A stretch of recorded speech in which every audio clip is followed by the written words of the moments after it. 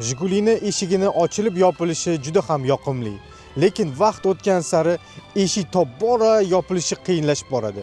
Aynan Gentraga o'xshab. Так, а если чуть посильнее? Ну, короче, пинать надо машину. Водителям «Жигули» знакома эта проблема. Когда хлопаешь дверь, она не закрывает. Va 2106 mashinasi va Lacetti. Ha, o'sha mashhur 1.8 Lacetti mashinalari birinchi marta konveyerdan chiqqanda juda katta hurmatga sazovor bo'lishgan. Ushbu ikki model o'z vaqtida tashqi dizayni bilan, salon qulayligi bilan, tezligi bilan, dinamikasi bilan o'z davrdoshlaridan farqli ravishda ajralib turgan. Hozirgi kunda avtoelon ilovamizda Gentraning o'rtacha narxi 11.600-12.000 dollarga teng. Biz tahlil qilgan VAZ 2106 narxi taxminan 7.000 dollar deb baholanyapti.